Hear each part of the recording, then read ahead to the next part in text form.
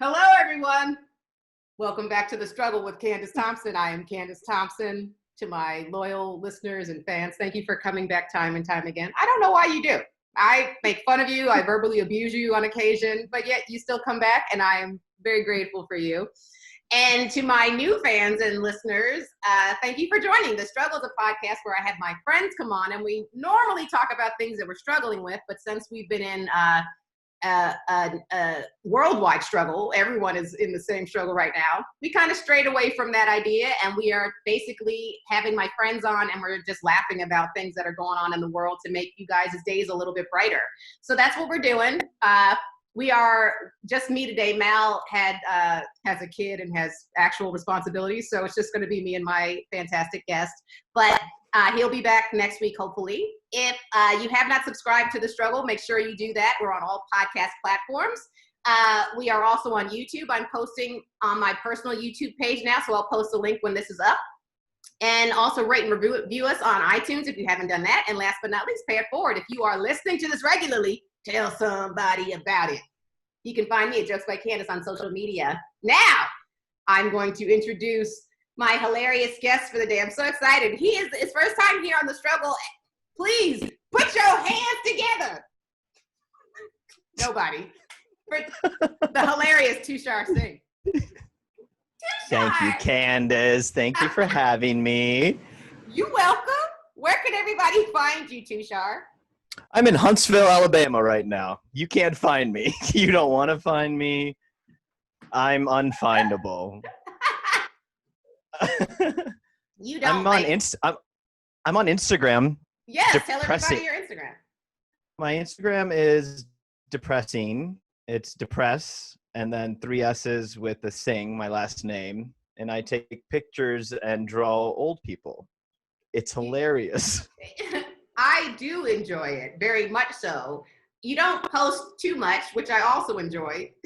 I would rather somebody. Oh no, not as an insult, but I would rather anyone in general post less than too much, right? I would prefer. So that way, when it comes on, it's a little surprise. Like, oh, hey, I missed this person's post.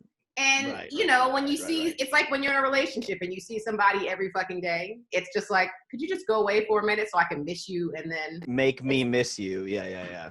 That is why I am a fan of, this is probably an unpopular opinion, but I am a fan of people when they get married having separate bedrooms. Ah. Everyone needs their space. Do you think that's your designated separate bedroom, or what do you think of the same bedroom but 2 separate twin beds? No. And then you push them together when you're trying to make babies. Okay, I see where you're going with that. You're trying to go a little I Love Lucy, Desi Arnaz. Right. No, I always thought that was stupid. I was like, okay, because then you got to push the beds, and then what if you get a little wild? Is the audio breaking up for you? Do you hear that? Is it I just think me? It's good. I hear a little something happening. I don't know if it's just on my end, but anyway, we'll find out. And actually, I don't know how to fix it, so. It's fine. Is it my audio?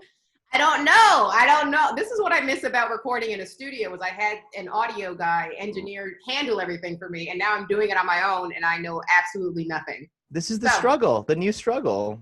There's so many struggles. That's why I can't talk about struggles, is because there's so many, and everyone has them, and it's like I'm just trying to, bring joy to people's lives. But okay, back to separate bedrooms. Spouses. Yeah, no. If you push the twin beds together, what if you get a little too wild and then the beds separate mid-smashing, and then there's a hole in the middle, there's this crevasse in the middle of our bed that we have to deal with, which could also lend to the kinkiness. Depends on what you're into. Yeah. What's your safe word when you're stuffed between 2 beds? Jambalaya. I don't know. I don't like the idea of, I think if you get married, you should have, like, the couch is designated for the person for space. The couch? No. You're describing roommates.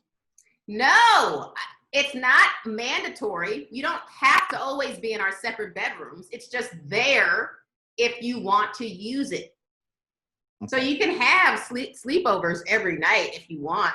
But I'm just saying, on those days where it's like, oh, I need a little bit of space. Sleepovers? Mm-hmm. That's where the fun is. What are you, 14? Hey, hubby, do you want to have a sleepover tonight? Have we just met? Yes, I'm very childlike. So yes, I would love to have separate. Yes, think about that. That's very Okay. much more exciting than being like, oh, we have to sleep in the same bed tonight. What if I got gas? You just gonna have to deal with my gas because you got nowhere else to go? You have a That's nice, part of marriage, I think, right? Dealing with the other person's gas. and that's why they fail. That's why the That's why they divorce rate fail. is 60%, because there needs to be a fart chamber. There needs a separate fart chamber. There needs to be a separate bedroom. We need to have separate bathrooms where all that private stuff that's gross needs to happen so that you can't see it. I just found out that one of my friends is about to go through a divorce or is already like started the process. And it's really feels shitty and makes me feel good to be single and not have to deal with that nightmare. I mean, I can go on and on about being single for days. All the perks Positively. of it. The perks of it, for sure. How long were they married? That's unfortunate. Well, they have kids and like 7-8 years. It's been a while, but last couple of years been a real decline. COVID didn't help. I'm sure it was the straw that broke the camel's back. Right. I think that there was a report that said divorce inquiries had gone up during quarantine. Right. That makes sense. It makes perfect sense. But again, if you had separate bedrooms, think about that. It may have saved your marriage in quarantine. You're right. It's a little bit less that you would have had to have dealt with that person. Go to your separate quarters. Get out of here. We're already separate. We're already separate. I need to get into, I think I should be a marriage counselor. What do you think? No? All right, let's move. I would love that. You would be a great marriage because you would just convince them to get divorced and start over. Oh, I would talk people into getting divorces. I'll talk you into getting abortions. Whatever you need whispering about, I'm your girl. It would really be pro-euthanasia. You'd be like, you guys are having problems. I know one way that both of your problems will end immediately. Have you considered dying? It's the ultimate diet. Call it a cleanse. Call it a cleanse. Call it a spiritual It's a life cleanse. It's a life cleanse, spiritual cleanse, if you will. You ever wish you could hit restart? Oh man. Not a bad idea, Tushar. Tushar, I wanted to talk to you about. So we had a request from our friend Nat about you talking about Indian matchmaking. And I know the struggle is real. The struggle is real. Since we're talking about marriage in general, let's do a little nice transition. There's a show on Netflix called Indian Matchmaking. Have you watched any of it? I binged on it. It's very bingeable, I think. Did you binged it? Watched it? No. Watched it normally or binged it? I didn't do anything with it. I only watched one episode when I was at Nat's place. I went over to Nat's place before she had gone to Mexico. And we watched one episode together. So that's my experience with it. But I do want to revisit it. I just haven't gone back to it yet. Before I get into my thoughts, what was your initial one episode reaction? My reaction, I mean, to me, it wasn't anything.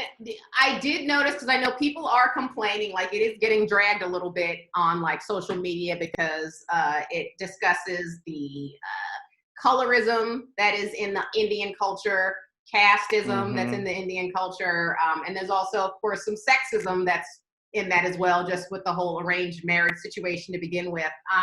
But, you know, that's what makes a good reality show. Right.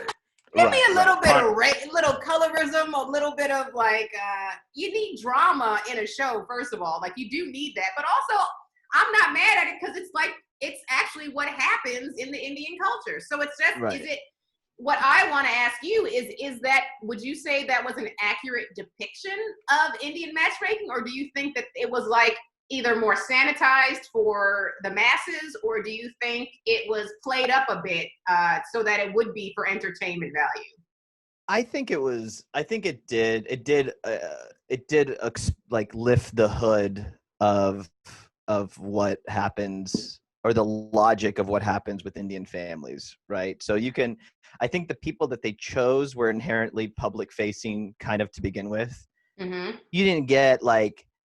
I mean, there's a few people. I don't remember the whole cast because it was a couple. I guess now a month or two ago when it came out, but the whole idea that you'll turn to someone to get advice or get you linked, like typically historically arranged marriages, my mom had an arranged marriage, right? Okay. And she was the way that happened was she was basically, she became marriage age, which is like early 20s, and Is that marriage age?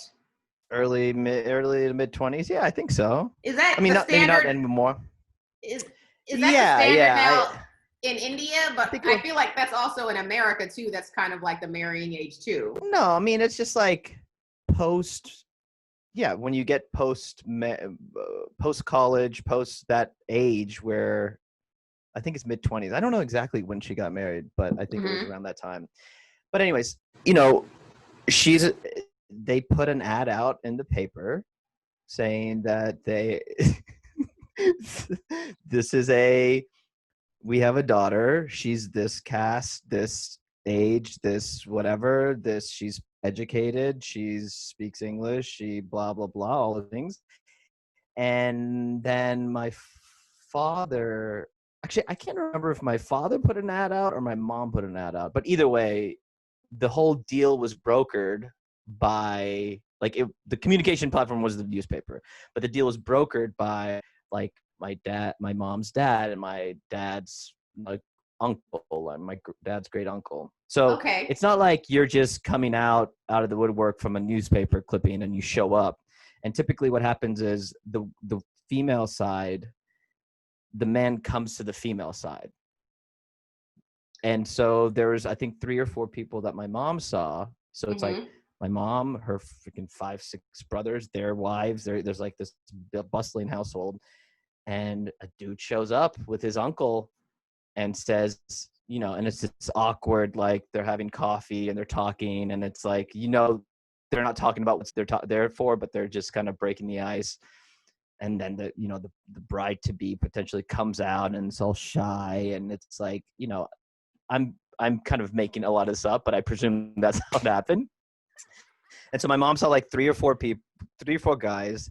She said no to my dad. She's like, no, he had like a big beard. He looked weird. He was like a research scientist. And What?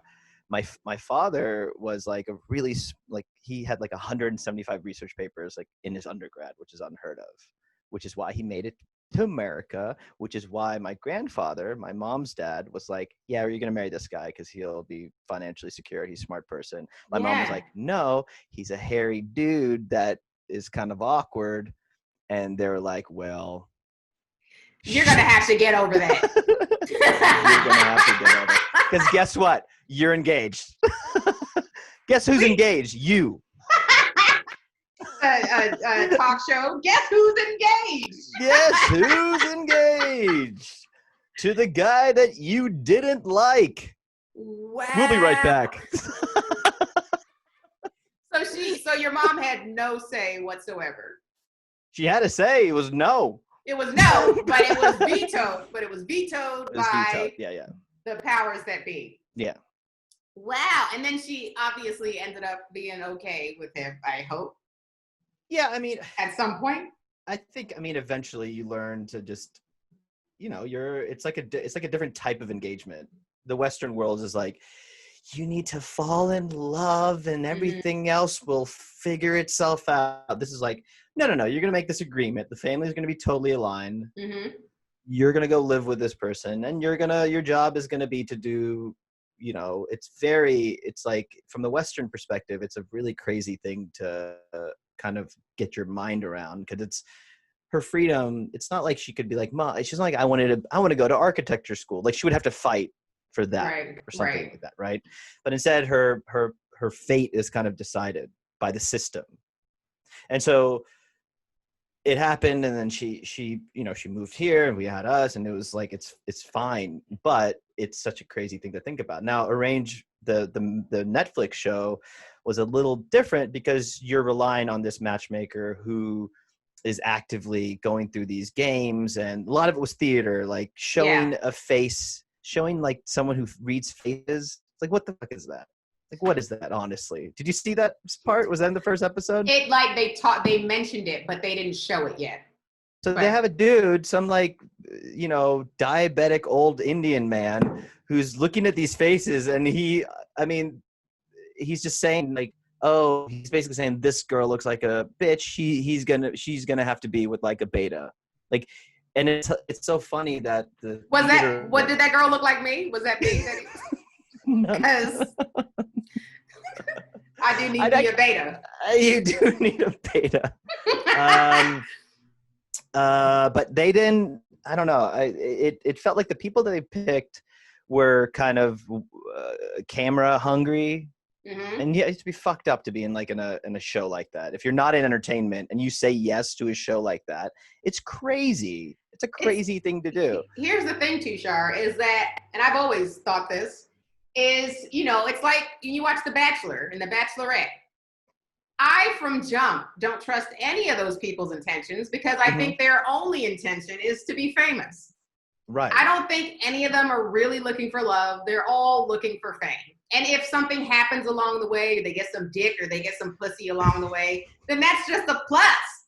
But I think they're all there for the camera. I honestly feel that way. So I haven't watched enough of the Indian Matchmaking show yet to say if I feel the same way as I feel about The Bachelorette. Also, it's a new franchise, so I don't even know if it's going to have as many like runs as this one does and if it'll evolve to get to the point where The Bachelor is. But I did want to say I don't care if this embarrasses you or not, but so my sister knows Nadia from, not Nadia, but she knows her aunt. And you know this because I told you and you sent me a photo. I didn't. My sister. I didn't send you a photo. I sent you a video of me playing with my nephews, which is a photo, I guess. No, but you sent me a photo too. You did send me a photo. I sent it to her. Oh, that's right. Damn it, Tushar. And I'm glad we haven't heard back yet. So for my listeners, my sister so there's a woman on the Indian Matchmaking show named Nadia who I think is a fan favorite. Like I think if there's she's a sweetheart. She's the only one on the whole show where you're like, oh, this is like a sweet person and not fucked up. Right. Honest. She seems like a genuine, honest person who, if anyone I would say that I saw from the first episode is there just like actually looking for like a mate, it would be her. Like, and not trying to get famous or anything like that. And so turns out. A real loser. Please call me. Call me back, Nadia. So you don't have nobody. We know this. We know you not seeing nobody. We know you. More like Nodia. Maybe she was right. Maybe she was right not responding to your photo. No, it wouldn't work out. I'll tell you right now. So my sister listened to an episode of my podcast where I talked about the show Indian Matchmaking, and then she sent me a text saying she knows the aunt of Nadia. So then I wrote back to her and I said, I have friends that want to set Tushar up with her. And she was like, send me his photo. So I sent my sister, I'm just explaining for my listeners, I sent Tushar's photo to my sister to show to Nadia's aunt. Haven't heard back yet. We're still waiting. Hey, she's playing that slow game, and I like it. I like it. You can't let a man know. Hard. She's playing hard again. You can't let a man know that you're that interested in him. You have to, Time to cyber attack her. Really let her know I mean business. No, Nadia. Okay, I'm gonna presume that whole option's off of my plate. No, I'm gonna text my sister and say, "Hey, whatever happened with Nadia's aunt? Did she respond? Maybe we'll send a different photo. Maybe she didn't like it. Okay. Maybe we'll send her one with glasses." Here's something that I was like, how about we don't lie this time? What do you mean? This time with glasses, like last time wasn't with glasses, meaning That's not a lie, but it's like, this is you. I know you with glasses, so just show her you. It's funny because she's the one. So there's a few people on that show that are like horrible. Like this girl Aparna, like the main seemingly antagonist in the show. She's this like lawyer, alpha lawyer, kind of a jerk. Expectations are crazy. She's not self-aware. Like she doesn't know that how she's perceived. Like the worst case. And I've dated like 5 of those girls. Indian, early 30s or whatever, and just like these expectations that are freaking crazy. So that kind of was like painful to watch. Just like this lady, and she thinks she's beautiful because her mom thinks she's beautiful, and her mom thinks she's herself. Is like it's just like domino effect of not being real with yourself. Right. There was one relationship I really liked where it was like this awkward guy in India, and he ends up getting with this equally awkward but kind of pretty Indian girl, and they show them getting married. Like they show the whole process, and that was interesting because I think that was very much like this guy was I forgot his name, but he was a straight up doofus, just like Indian guy, but just kind of quiet. He never built a personality, over loved, over nurtured, like got everything. His family's probably like relatively well off, so he doesn't have to really have a career or really work hard. And they showed him just like converting with this pretty-ish girl. Like he should know, like if evolution, like the Western world is very much like you survive on your own, you find someone, and you kind of whatever, or you have the free will to do whatever you want. He's like a loser.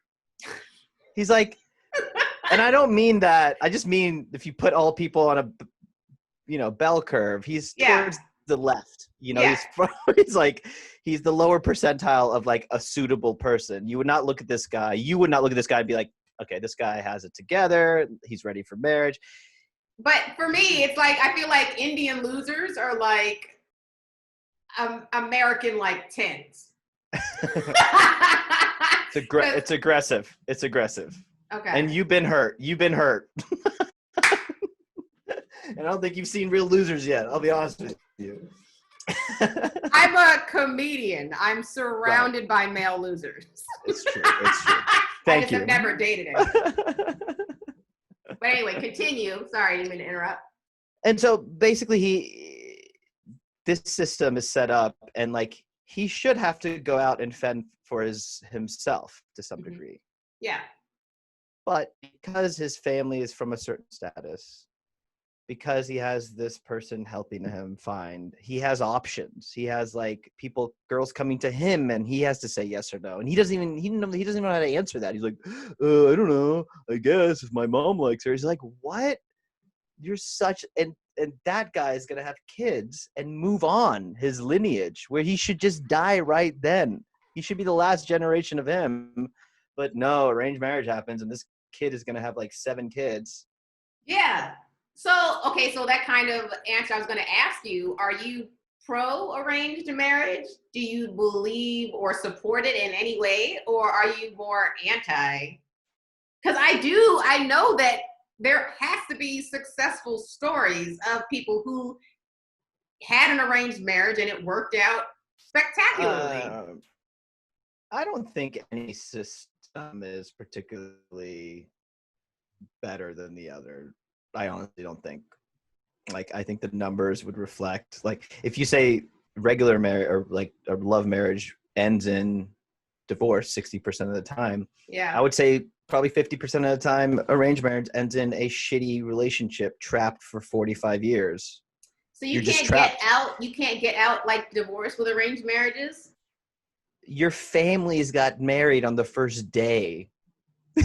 Like the families were like from the first second you guys met, like the uncles talked first and then you talked, right? Like Yeah. so like it's horribly inconvenient. It would probably, your family would ostracize you unless you're getting beaten. Then you have an out. Then that's cool. I don't know. I'm just talking about my ass. Has any woman faked her own abuse to get out of a marriage? That's hilarious. That's where your mind goes. Of all the questions you could have asked, you're like, you ever fake that shit to get out? No, Candice.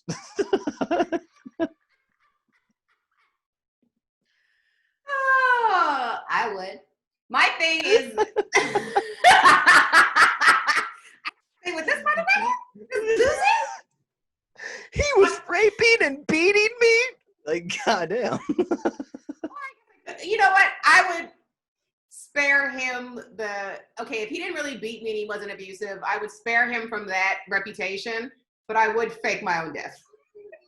I could potentially fake my own death to get out of an arranged marriage. Since okay. Why is divorce not allowed? All right, I'm more interested in how you would actually fake your death. There's so many ways. You gotta do something with that body. So you better die in a way. No, I would just leave the country. You would never see me again. But that's not faking your death. That's yes, it is. I would pretend I committed suicide. I would say I jumped off of a cliff or some shit like that. Leave a suicide note so they think I jumped off a cliff. Meanwhile, I'm on a plane to, I don't know if I'd come to America, but I would go to Italy or some shit. Yeah. Yeah. Totally. Well, not post-COVID Italy. You know, this is bad. This is like pre-COVID Italy. Yes. You'd go to Mexico, let's face it. What's wrong with real, Mexico? Canada. Ain't nothing wrong with Mexico. They're letting us in. They're letting our people in. They are. That's my plan B. But put a pin in that. We'll come back to that. Well, here's my thing with we're talking about, like, is the success rate of marriages that are from love any better or worse than success rates from arranged marriages? But my thing is, I think the reason why, and this is just my perspective on why love marriages end so frequently, is because I don't think most people know what love is. I think they confuse lust with, oh, this person makes me feel really good and I want to have sex with them all the time. I must love them. And it's like, no, there's a lot of people that will make you feel good, and a lot of people that you want to have sex with a lot. Doesn't mean it's love. And so to me, love is a choice. Like, you can have those feelings about somebody, but then you have to ask yourself, is this the person that I want to settle down with for the rest of my life? And have to align, like, does her schedule work with my schedule? Like, there's certain things you literally have to do, like a business plan, for it to work out. So you have to then choose, oh, this is who I want to go through this with. Even if you have those, those feelings are there, they're gonna go away. There's gonna get to a point in your marriage, 30 years, if not sooner, down the line, where you're like, I just can't, I don't want to have sex with this person anymore. Like, yeah, I'm over it. Those butterflies are gonna start to fade at some point. So you have to really figure out, is this my friend, most importantly, that I want to ride or die with, regardless of how my feelings are. And so if there was a way to kind of merge those two, because I think it is like the feeling of like love, but also the business aspect. So if we could merge both of those systems, like the Indian arrangement plus the love, and I think we might find the perfect system. Okay, that's interesting. And that's fair. That makes a lot of sense. I think the only thing I'll add to that, I don't know if it's an argument, but is that people change a lot through the years. And so, like, if you're not ready to deal with like the new iteration of whoever you decided to be with, then you weren't in love to begin with, because the love should cover all versions of that person. And I do think that the system of arranged marriage itself it's a more conducive system for stability. Granted, you're not beaten and raped. I mean, a lot of situations, honestly. So one thing in the arranged marriage situation is, and this happens, I think, quite a bit. Oh, no. Wait, hold on one second. Something just popped up on my screen. Oh no. Did Nadia respond? No, I wanted to Sorry. respond, that fucking idiot. Not now. You said now you're thinking about it. Now you want her to respond. Now I wanted to respond just because she's not. She is gonna respond. I'm gonna hit up. We don't even. First of all, we don't even know if your aunt showed her your photo. We don't That's know. true. Your aunt may be trying to cock. Her aunt may be trying to cock block. Maybe So she has a whole stack of dudes and she's working through them. And I'm like 16th in the deck.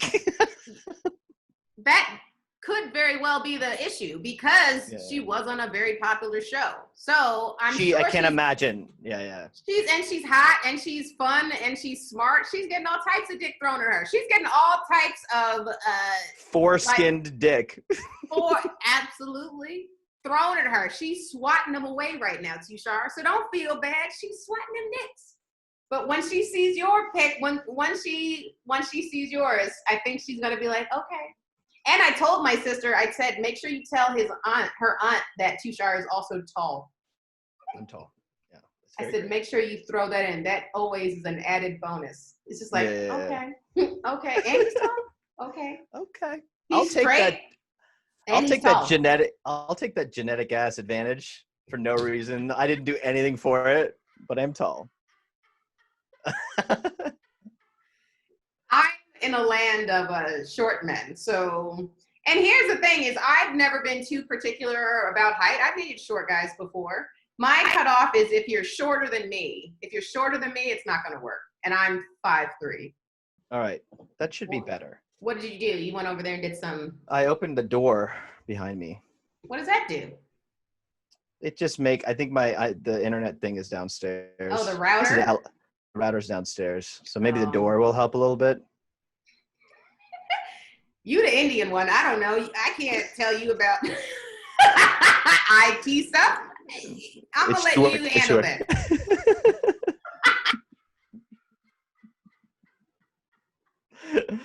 It had to come. It had to show up. That joke had to just show up at your struggle podcast. An IT joke. This is how I get canceled. And how did that make you feel? Well, she was the host, and I didn't want to make her feel bad at the time, but inside I was like, I'm not IT. I'm online marketing. Which I am. Which you are. How is it you're in Alabama? Where in Alabama? What part of Alabama? I moved from my wonderful little one-bedroom apartment in the Lower East Side. I came to visit that one day, remember? I was in your apartment for approximately 75 seconds. Remember when I was in New York and we had dinner before, mm-hmm. and then we walked to your place, and then we met Mia up. Yes, and we got ice cream. Then we got ice cream. We walked a little bit of the bridge. We did. Oh, we talked about suicide a lot on that bridge. Remember? That's what we do. We were like, this is not a good place to jump from. This bridge is no good for suicide. They have all these rails up and stuff. We're like roasting the bridge for not being suicide friendly. The whack ass Williamsburg Bridge. Climb up here? Like, I already obviously am tired of life, and now you're gonna make me climb? This is not suicide conducive at all. Top 10 suicide bridges. I know what your travel show would be like once you fake your own death in your wedding. The FBI would be like, oh, she definitely didn't jump off this bridge. She would have to climb, and everybody knows she was lazy. So she would not put in this much effort to kill herself. Scratch this bridge off the list. And I also like how the FBI would be involved with my death. For some reason. Top 10 bridges. Candice, that's your new show. You're like a arranged marriage person, but instead of weddings for someone to get married, you pick the bridge they get to jump off of. Now, I've been looking through your Instagram, and I get a feel for, I think, who you are. You don't strike me as a Golden Gate Bridge. That's too much glitz and glamour. It's too easy, it's the go-to bridge. and we want to stay within budget. Okay, so you're really gonna have to focus on what you're gonna wear. That's funny. The struggle turned into a suicide assistance. Guys, COVID really changed everything up. All my listeners want to kill themselves. I'm definitely gonna get some comments about this one. Have you met any of your listeners? I don't want to. Oh no. That's fair. I'm kidding. I love all of you guys. No, I don't. Jesus. Oh wait. So I wanted to this is the last part about relationship stuff, and then we'll talk about something else. But I did want to. So a friend of mine. Well, I can't really say he's a friend. He's a comedian who I've had on my podcast before, and he's cool. But he when he came on my podcast, I got some messages about like that was not a good episode because of him. Oh, no. And so it's fine. You know, when you have it's a crapshoot, Tushar. You know, you don't know if someone's going to be a good guest or not. You just don't know. You just think, oh, someone's a comedian.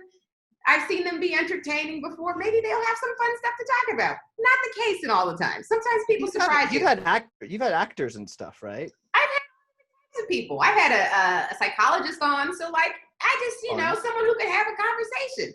This person was acting very weird. And so anyway, he posted, I'm not going to say who he was, but he posted on his Instagram. Hold on, let me find it. A good host would have had this pulled up ahead of time, right? But no one ever said I was a good host. We'll fix it in post. I will not. No, post. There, people are just gonna have to sit through it. Like, that's where the edit would have been. He's searching through my time. Hold on. You should put just you know how in YouTube you could put markers to skip past. Yes. That should be your edit. Next skip good over this part. Part where timestamp. You can just forward onto here. It's fine. You didn't miss anything. Yeah, no, I'm gonna have to edit this one a little bit, unfortunately, because just because of the audio stuff. Yeah, it's fine. And I wouldn't necessarily do it, but also we were having issues. I had Freddie Lockhart on last week, and his shit was acting up, and I didn't edit that one, and I felt bad about that. So like, I can't do it 2 weeks in a row. So I'll try and fancy it up, even though I have no idea what I'm doing. All right. I won't feel bad about it though. Don't you worry. You said you will or you won't? You won't? I won't give you grief for it. Thank you, Tushar. I got much bigger problems, like waiting for Nadia to message me back. Oh, you're right. Maybe take your shirt off in the next photo. Okay. No. I hate myself. He's like, Candice, have we met? I haven't taken my shirt off in public. Not ever, but it's not a thing I do. Ever. In the shower? I mean, shower, romantic situations, sure. Yeah. Did you ever watch Arrested Development? Never nude? Yes. Funny. Are you a never nude? No. Do you keep your shirt on in the shower with your denim shorts? With your denim cutoffs? No. Okay, wait, here's the post. So the comedian that I had on my show months ago, he posted this on his Instagram, and I just wanted feedback from another man. And since we're talking about marriage stuff. I don't know if I'm your person, but okay. It's not like advice. It's just like, this is something that said, do you agree with it? Is this a common thing? So he posted and I don't think he wrote this. I think someone else wrote it. Maybe it's a meme that's just circulating. And it says, why men don't marry. And it says, because there's nothing in it for them. What exactly does marriage offer men today? Men know there's a good chance they'll lose their friends, their respect, their space, their sex life, their money, and if it all goes wrong, their family, says Helen Smith, PhD. And apparently she wrote a book called Men on Strike. They don't want to enter into a legal contract with someone who could effectively take half their savings, pension, and property when the honeymoon period is over. Men aren't wimping out by staying unmarried or being commitment phobes. They're being smart. unlike women, men lose all power after they say I do. Their masculinity dies too. All right. Well, first of all, my first thought is that's some incel shit. That's an incels post. It That is anti-woman to like a gross degree. but it was written by a woman. But he's posting it, which I would like to dissect. But anyway, yes. Continue. Was the woman a man before and decided to change it up to flip the game in her direction? Maybe they're trans, but also I didn't think about this until just now. That could be a man writing under a woman's name. That could be a pseudonym. Man, that's okay. That's true. Yeah. You're only transgender when it comes to the books you author. What? J.K. Rowling, we on to you. What does that J.K. really stand for? Jacob King. Okay. James Carl Rowling. That unfortunately did bring up a couple of good points. Please, I want to discuss. Okay, what are the good points? And I hate to agree with something that's so anti. Like it doesn't feel, you don't enter marriage because it's like a good business deal for you, right? Like you shouldn't, and you should enter marriage because like. I'm like, that's why I might enter one, but I don't know about like anyone who enters marriage because it's like financially like a good deal for them, then you enter into the thing of like, okay, it's not a real, you're not like the thing you said you need in a relationship. Like you need to be friends. Right. Friends aren't going to be like, hey, they're just like going to start living together. Most people are already living together. That's a whole other argument. But the argument that men aren't protected under the laws because they have historically fucked women over so much that the law has to kind of be tilted towards women. Yeah. You're taking that and using that against women. Like you've already fucked women over for so long. Now laws are built. Now you're using that to be like, well, my argument is that you get fucked. It's like that dude is gonna die alone in a pile of coke and hookers. It's not gonna be fun for him or her or whatever the fuck this dude's situation is. It's just so unnatural to but like anyone who's in attack mode like that either has been totally screwed themselves, and then you can like, all right, what are you going to say to someone whose wife left them and took everything and the kids and legally they got screwed? Fine. Right. Like you should be mad. Right. I don't know what to tell you, buddy. Like you played like life is rough and you got a bad hand, but does that apply to everyone? No. Should that mean like you like, I never know what to think of like a prenup situation. Like it just seems so weird to be like, yeah, get her to like. Do you know people who signed? I might, but maybe I do, but they've never told me, so I don't know. But I honestly don't have a problem with it, and I know that more than likely, if I were to ever get married, that I'm gonna be more successful, probably, than the dude that I'm with, and that's not me just knowing I'm gonna marry somebody who just isn't as successful as me, but I have visions for myself, okay? I have a vision board. I know what I'm gonna do, all right? I'm confident. And so I know that I would want to protect that. And so because you don't know, there's no way you know who you're marrying. You just don't. People show you what they want to show you. So I would hope that I am a good enough judge of character to know that I would not be with someone who would try to take me for half of what I have, even if they didn't help me get there. But the honest answer is you don't know that. Just like how we're talking about. So you're pro prenup. I am, absolutely. Absolutely. And I think it is really shitty for women to take half of something they didn't help create. If you got into your marriage and your man already had $90 million, you're not entitled to $45 million because you didn't help him get that. You are entitled to get enough money that you can live a really good lifestyle, because now your whole life you maybe weren't working because you were having kids, and now your resume is trash because you been living a different life and now you have to go back into the workforce or something like that. So you need to be compensated for that, but that doesn't mean you have to get half. Like, that's preposterous. You didn't help him get that. You are not entitled to it. It should be lined up with the unemployment claim, like maximum unemployment. Yes. That's what you should get. $475 a week.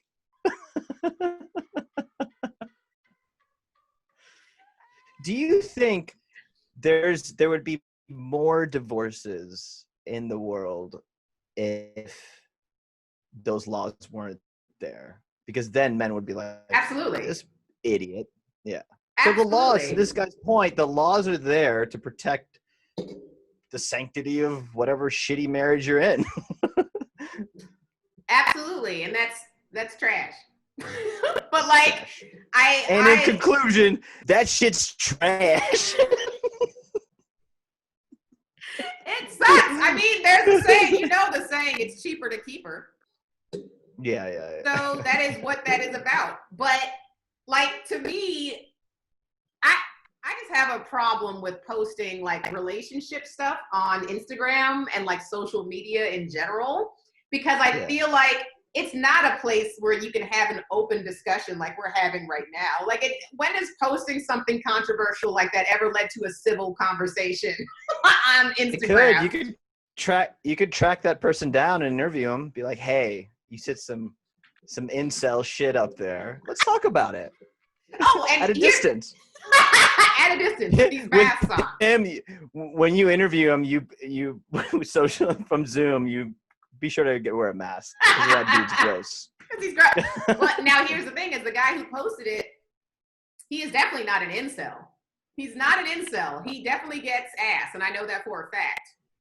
But I do know, and I will say this, is that from me sitting with him on my podcast, I 100% know he is a misogynist.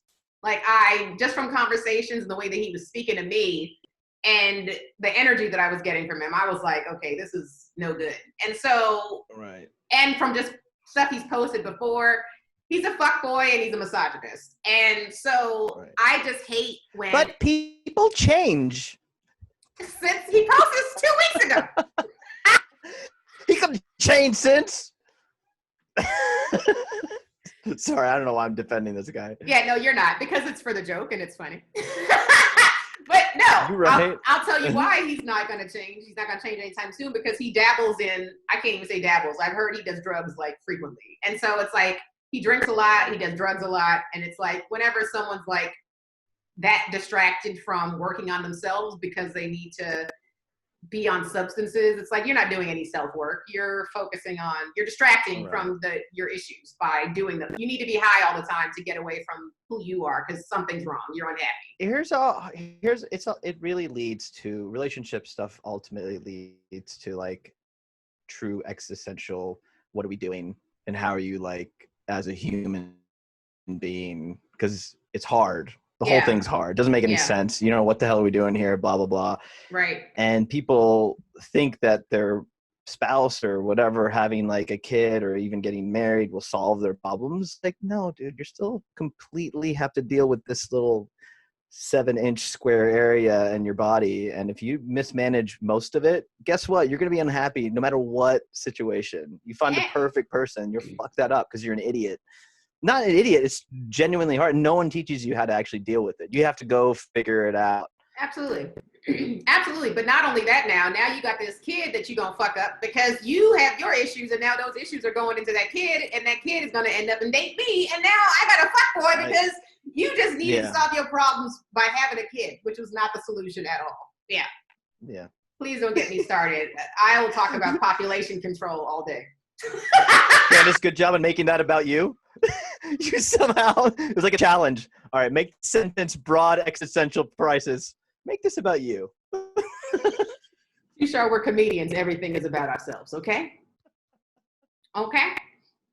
When Nat sent me a post on Instagram of a comedian speaking out about, he's a New York comic, speaking out about just like the bro culture. You may have seen it on, I don't know, he's speaking out about bro culture in comedy and how he hates it. He's always had a problem with it.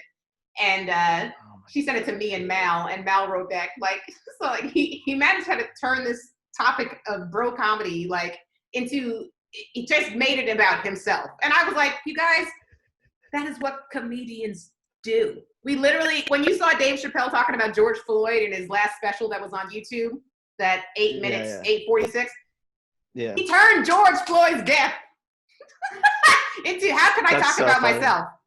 So it's like, it's the whole point, right? What are you gonna? We'll find a way. You know it has nothing to do with us. What? You know, they found out later on that it was longer than 8 minutes and 46 seconds. I didn't know that. Do you think Dave Chappelle was like, "Fuck"?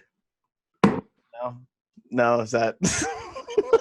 Now I got to do a special for 12 minutes 10:15. The sequel, part 2. God damn it! He probably will. He's regularly doing shows in Ohio right now. I know, that's amazing. It's so cool to know. How does that even work? I mean, it's just like a regular weekly show. I heard he's doing it at his place, like in his yard or some shit. And I don't know how frequently it is. Maybe it's every week. I don't know. I could reach out to some friends who are out there doing some. But I'll find out and I'll let you know. But I have no idea. It's gonna be the only club in the country at some point. It's gonna be Chappelle's house. Where it's the only place comedy happens. I'm doing a show on Sunday. Well, by the time this airs, which is it's going to drop on Tuesday, this will be 2 days before when people are listening to this. But at Whitney's place, she's going to try and do a little show. So we'll see how that goes. Have you been doing a lot of outdoor shows? I haven't been doing anything. I've been doing none. Well, this will be your first one, Whitney's show? My first one. I'm doing this, and then I'm also doing Jamar's. Jamar Neighbors has his apartment show. So he literally started doing stand-up. This will be the second one. So we'll see how it goes. But I'm like, what am I going to talk about? That's why I got to work out tonight. I'm going to figure out what I'm going to talk about since it's the first time I'm doing stand-up in like. Are you gonna? 5 do you months. have stuff you've been writing? I have some stuff, for sure. I have like some hot premises, Tushar. I got some hot premises. That's about it. They're not worked out at all. The plan is to work them out in front of these 7 people tomorrow night. You in the back, you 58 yards away. Can you kind of keep it down? Where my Scorpios at? It's like, Candice, there's 3 of us, and we're all comedians. Why are you doing crowd work? Wait, we're into the last part of the show, but you said we didn't get to talk about the other thing on the list. It's fine. I'll push that. Oh, it's always great when I can't get to all the topics. I'm like, now I have to find less topics for next week. But perfect. Before we started recording, you said you wanted to ask me. You wanted me to like give you advice on something, or you had questions you wanted to ask me? Okay, I have a friend. Okay, and this don't have sex with her. He's a childhood friend. Oh, well, then definitely don't have sex with him. I'm not. Okay, thank you. That was actually it. Thank you. You're good. You're fucking good. It's gonna be a shame when I fake kill myself. Oh my god. You're gonna make some dude send prenup and then fake kill yourself. It's gonna make no sense. You go on your fucking global bridge tour. Oh, my stomach hurts. Okay. I'm sorry. Continue, please. Okay. I have a friend who I've known for literally probably like 28 years. Like very long time. He's like, or like 5th grade, I met him. Sweet kid. And he's Catholic, and he has, that's mistake number 1. He lives, I know, but that's a whole other tangent, but it is the foundation of what I'm about to get into. Yeah. And anyways, he is, and I think you may know where I'm going with this, but he's like MAGA. Proudly. Hard MAGA. Okay. And not even like he gets like, I know him through a small network, like my high school, middle school friends, we kind of keep in touch, but because of he has this point of view. I want to be like, dude, like, I want to, like, so my question to you is, like, I've been kind of abandoning when he reaches out to me. I don't respond really. And it's Oh, like fucked up wow. because like I'm not like I don't have too many friends, but the friends I do have, I'm very like, Yeah. at least Yeah. answer their phone calls. And this guy's Yeah. actively reaching out. And we have a group message thing that goes on, and we've been talking on it for years, and I just can't deal with anything that comes up political or whatever. Mm-hmm. And what the problem is, fundamentally I hate his point of view on life, his religious stuff, his Yeah. political leanings. He keeps on having kids. I have a problem with that. How many Like kids does he everything, but have? he has 3. He's gonna work on another one. Like it's too many kids. Like I come on. agree. What are you This doing? is Yeah. not the 1870s when you're trying to populate a land. Like, I agree. Yeah. Continue. and so all these things, right? But he's an old friend, and Yeah. he's connected to me through other people, Yeah. and our friendship circle kind of depends on it. But I want to have so my move is that I'm effectively like ghosting a friend, Yeah. right? It's like that's what I'm doing, which is shitty to ghost Mm-hmm. anyone. But then how do I confront him? Because I can't have a fake relationship. I can't be like, oh, how are the kids? If kids good, how's the job? Job good, it's tough being home these days, isn't it? Isn't it weird? How do you fill the time? Right. But then my real conversation would be like hard. It'd be like, dude, I don't like anything about your point of view on life. So my question to you is, do I enter that world? Do I stay? There's my 3 options are stay the path. Don't talk to him. Let it kind of fade. Path B would be to kind of reestablish the relationship. Let it, whatever, keep thy enemies close. He's fine. Give him a hall pass on this whole thing. Yeah. Or go full like Bill Maher on him and attack. Okay. All right. So based upon what you said about him, a good bridge for him to jump off of, I would recommend.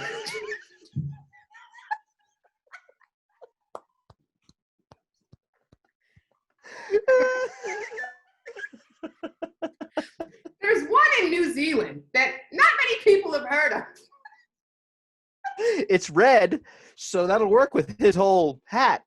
His whole scheme that he's got going on.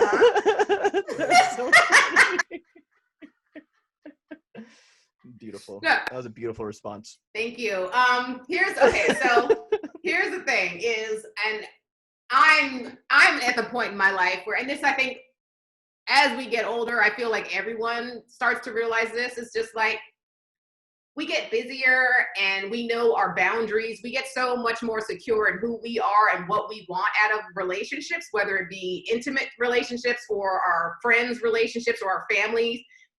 We get to a point where it's like, I don't care necessarily to put out energy towards something that I know is not fulfilling me in the way that a friendship or any type of relationship needs to fulfill me. Like, I'm not satisfied with this.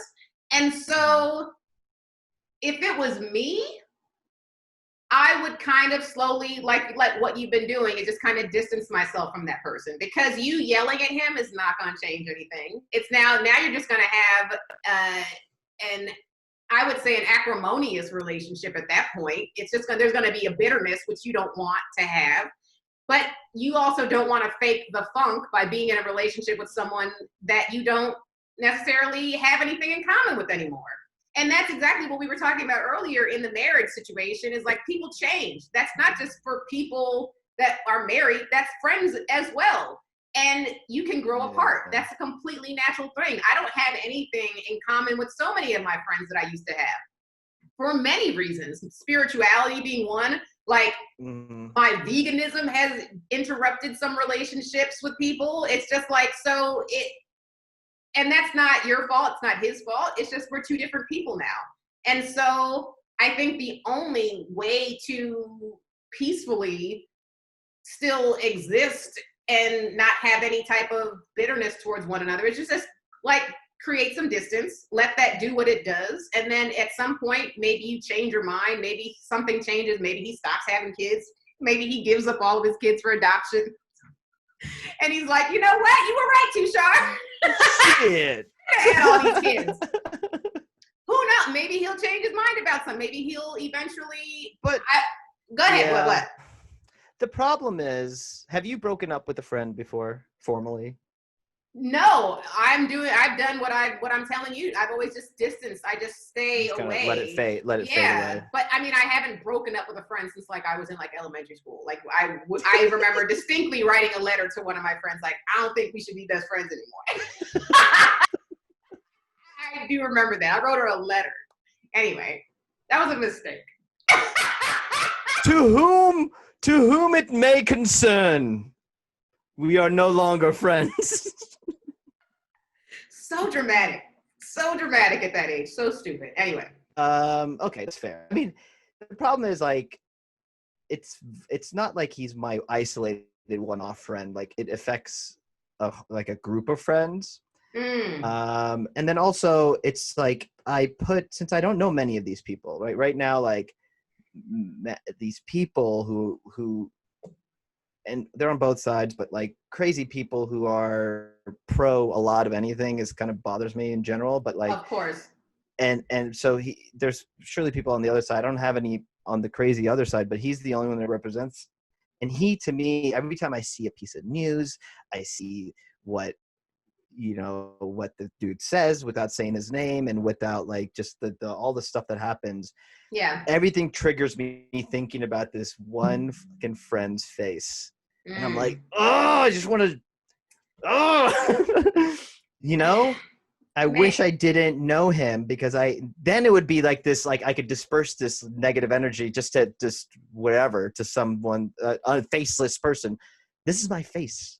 I want to punch this face in the face. If you feel that strongly, then then cut him off. Just say, yo, look, I think if you need closure to get out of this so you can move on, so that his presence, even just thinking about him, doesn't give you anxiety. Should I get my lawyer? I don't have a lawyer, but should I get a lawyer to like reach out? Should I get a lawyer to break up with him formally? That would give me closure. Yes. I mean, if that would help. Okay, that's ridiculous. But if you do need to... Our contract's up. I ain't going to renew our friendship contract. I know it's on auto-renew for the last 30 years. I'm not renewing it this time. But you've become so annoying that I had to put a stop to it. But it sounds like he's going to bother you if you don't end part of me thinks I can change him. I know. But I know I can't. I know. I would say if it was just one of those things, work on it. But if it's all those things that annoy you about him, that's too much. I have a friend that's so pro Biden that I don't want to talk to him anymore. Mm-hmm. Yeah, I'm not Trump's fan, right? But I'm definitely not a Joe Biden fan either. I'm gonna tell you that right now.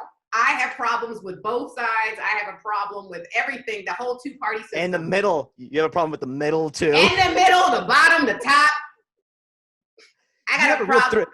You have a real 360 view of having a problem and hate. If there's something to hate from any angle, I will. All right. So I see, and it made me distance myself from him because he is so pro Biden that I'm like, that to me is so. If you don't see how that's ridiculous, because he is pretty much the left version of Trump. He's got sexual assault allegations. He got the dementia. He can't speak properly. Creepy. And he has orange face. Too, and he's racist. He has orange face. He has like a red situation. See, yeah. He ain't nothing but left Trump. And the fact that people are trying to fight for him like he's going to change anything, he's not. He literally said, what did he say? He said there's, what did he say when he was talking about, I can't remember the quote, but it was something about white poor kids, and then he said there's poor kids and there's white kids, some shit like that. And I'm like, what do you mean? He basically said poor people were black. Anyway, I love the idea. Like he's from the George Bush school of he's like you don't know whether he's gonna trip up and fuck up, and like it's just exciting to kind of hear him talk. But he did say that one thing, like if you vote for Trump, you're not black. You're not black. He said a lot of shit. He also wrote the crime bill. You have slave owner face, Joe. I just go in assuming any white man over the age of 60 is racist. That is default. Especially a rich one, just default. Hey, I grew up in Alabama, and I approve of that message. And I endorse that message. I approve it. So stupid. Tushar, we have to wrap up. Okay. It's already been an hour. I think it's over an hour. Fun. We could do that forever. I'll have you back on for sure with Mal once Mal gets his priorities straight. Yeah, Mal. Are you even going to watch this, Mal? Of course he won't. If that is your real name. Yeah, no. Mal. Well, it kind of is. His real name is Malacochrane. But anyway, that's a whole podcast in itself, discussing Mal's name. I did have one thought. I had like a jokey thought. I want to end with the thought. Yeah. It's a Kamala Harris thought. Go for it. So she's been getting a lot of giving black women and Indian women, and it's like she's black and Indian. Yeah. And she gets all this credit, and it's just ridiculous because she married Doug. It's so disappointing. You're like Obama married the blackest woman he could find. Of course. Cool. He had to. Kamala had two choices. She had three choices. Yeah. And she picked, I don't know. You're saying that her husband choice is... It's very indicative of what's happening. So tell your stupid ass Joe Biden friend that. And more importantly, I know that Joe Biden is racist. He's got dementia, and he's got sexual assault allegations, and there's videos of him being super creepy with little kids. But aside from that, my biggest problem with is his VP's choice of husband. Yeah, it really clouds the whole thing up.